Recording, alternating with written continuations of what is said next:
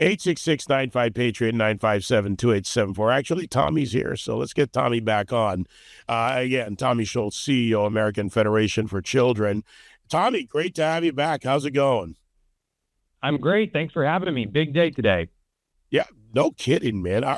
Focus on our future, Tommy. I think you heard me say we've got the Trump account, big event. We've got education, right? Think of the fight from the House to the Senate to the one big, beautiful bill. We've got tax credits. We've got so many things around properly putting education back in the hands of the parents, localizing it, not at the federal government level, as Linda's working her way out of a job. Linda McMahon, the ed secretary for everyone out there. Sometimes I forget. We've known each other so long. It's Linda, and people don't know. But Tommy, let's dive into what you're doing, because as a national scholarship granting organization, you're putting real money into the education muscle here. Absolutely. So the transformational law that was passed as part of that one big, beautiful bill that I think no one has been talking about is this tax credit scholarship policy, which allows for every single individual to donate up to $1,700 to a scholarship organization, a 501c3 charity, and they will get a dollar for dollar tax credit for making that donation. So let's say you owe the federal government $2,000 in income taxes. If during the last year you had donated $1,700 to a scholarship group, you now actually owe the federal government just $300. It's a dollar for dollar reduction on your income tax liability. So that's really transformational, because that's ultimately going to free up billions of dollars, private contributions coming off the sidelines to help kids get access to a better education. So really, it's going to bring school choice to every single state finally. And you mentioned Linda McMahon working herself out of a job. The beauty and elegance of this policy is that it's a tax code change. So it's run out of the Department of Treasury. It's clean, it's simple. The rules and regulations will be clear cut. There won't be any nefarious Department of Education strings attached to it. So we are so excited for this, but we are really very much invested in making sure that millions of kids can get access to the best education possible, and even tutoring. That's going to be another function and one of the allowed expenses as part of this law that is coming online next year. And we really want to make sure that at the end of the day, we can scale the fundraising that happens all across the country. Our scholarship entity will be acting as a platform for other scholarship groups that they can tap into. Because think of yourself, if you're a school or a scholarship group right now, you could probably figure out a way to raise a few $1,000,000 in $1,700 increments, right? Because that is the cap individually that someone can donate. But at the end of the day, if we're trying to make tens, hundreds, or even billions of dollars available to families all across the country, you're really going to need a scalable solution. So we'll be investing $10 million this year into the donor awareness and the marketing and acquisition campaigns to really help scale this program, this policy all across the country next year. So super exciting things afoot. Yeah, and again, real skin in the game.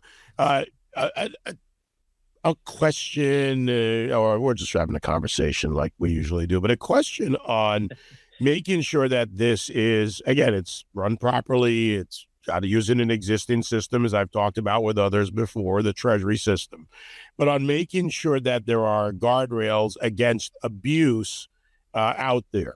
And look, school choice, I'm one of the originals, one of the first, but there are good charters and magnets, bad charters and magnets. They're ideological. It's not just about private versus public. You know the landscape, Tommy. Yeah, look, right now across the country, 32 states have school choice programs. They're deploying about $10.5 billion to families to control for their children's education. At the end of the day, what this tax credit is going to do for those programs, and then in the states that don't have any school choice programs, it's going to put funds in the hands of families. And really, the most accountable way to implement any policy at the state or federal level when it comes to education is to not have the bureaucrats involved, not have the nefarious strings attached. And ultimately, parents, when they're choosing the best schools for their sons and daughters, you really see a flourishing marketplace, better test scores, lower incidences of fraud, et cetera, that we've seen that just crippled our public education system for 30 or 40 years, right? I mean, every single time, it's almost a ho-hum story when it happens, but billions of dollars in the district education system investigations out the wazoo, or even when we've seen in places like Illinois where you have 50 schools where not a single kid is proficient at reading or math, huge amounts of lack of accountability despite trillions of dollars that we're investing into the K through 12 system every year. Whereas you see in places like Florida, Ohio, Indiana, et cetera, that have booming school choice ecosystems going on, you're seeing families be happier. These programs are saving the taxpayers money. The kids are getting better educational outcome with all the research studies that are out there.